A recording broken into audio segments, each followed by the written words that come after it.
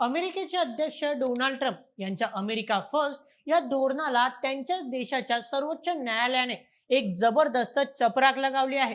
गेल्या वर्षभरापासून ट्रम्प यांनी जगातील जवळपास सर्वच देशांवर, विशेषतः भारत, चीन, कॅनडा आणि मेक्सिकोवर जे भरमसाठ टॅरिफ म्हणजेच आयात शुल्क लावले होते, ते आता न्यायालयाने बेकायदेशीर ठरवले आहे.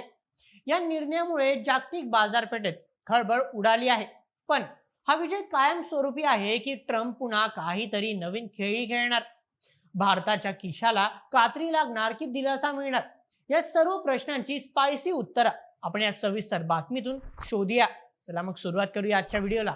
शुक्रवारी 20 फेब्रुवारी 2026 रोजी अमेरिकेच्या सर्वोच्च न्यायालयाने 6-3 अशा बहुमताने एक ऐतिहासिक निकाल दिला. ट्रम्प यांनी 1977च्या international emergency economic powers act, ज्याला IEEPA चा वापर करून जगभरातील वस्तूंवर 10% ते 50% टॅरिफ लावले होते. न्यायालयाने स्पष्ट केले की हा कायदा राष्ट्रपतींना आणीबाणीच्या काळात मालमत्ता जप्त करण्याचा अधिकार देतो, पण मनमानीपणे टॅरिफ लावण्याचा अधिकार देत नाही.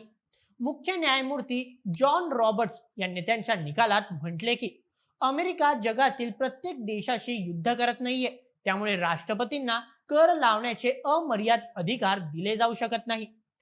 डोनाल्ड ट्रम्प यांनी सत्तेत आल्यापासून टॅरिफ मॅन अशी स्वतःची ओळख बनवली होती. त्यांनी दावा केला होता की अमेरिकेचे व्यापारी तूट भरून काढण्यासाठी हे टॅरिफ गरजेचे आहे.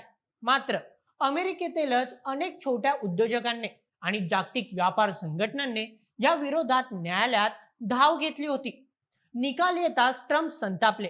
त्यांनी सोशल मीडियावर न्यायाधीशांना देशद्रोही आणि परदेशी हितांना विकले गेलेले असे संबोधले.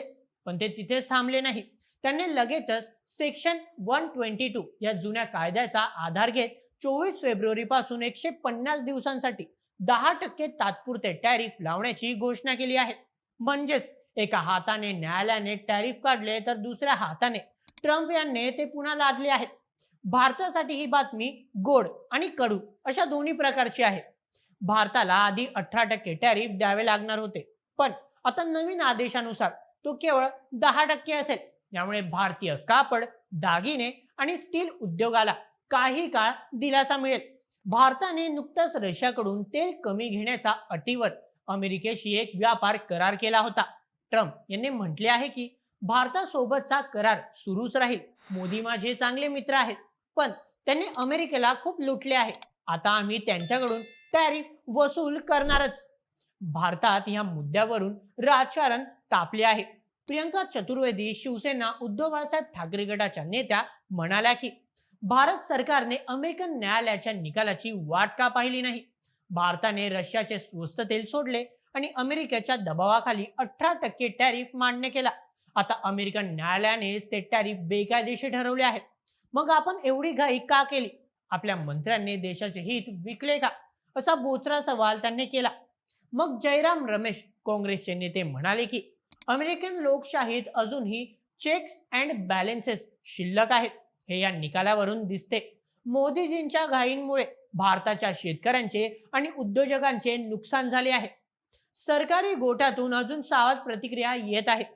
प्रल्हाद जोशी यांनी म्हटले आहे की आम्ही या निकालाचा अभ्यास करू आणि त्यानंतर अधिकृत भूमिका मांडू. ट्रम्प यांच्या आर्थिक आक्रमणासमोर केवळ भारतच नाही तर इतर देशही आपापल्या पद्धतीने लढत आहे. चला सविस्तर जाणूया. सर्वप्रथम ब्राझील. ब्राझीलने ट्रम्प यांच्यासमोर झुकण्यास नकार दिला होता. त्यांनी आपले टॅरिफ कायम ठेवले आणि अमेरिकन न्यायालयाच्या निकालाची वाट पाहिली. आज त्यांचा विजय झाला आहे.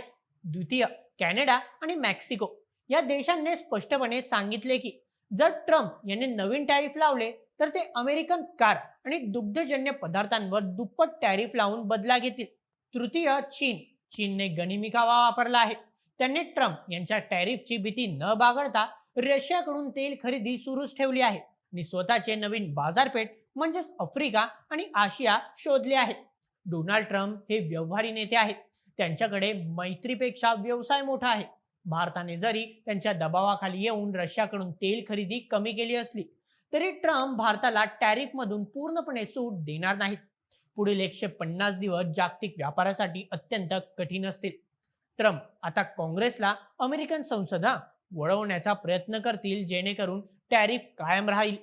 भारताला आता हे ठरवावे लागेल की आपण मैत्री निभवायची की रशियाप्रमाणे स्वतःच्या अटींवर व्यापार करायचा. शेवटी जागतिक राजकारणात कोणीही कायमचा मित्र किंवा शत्रू नसतो, असतो तो फक्त देशाचा फायदा.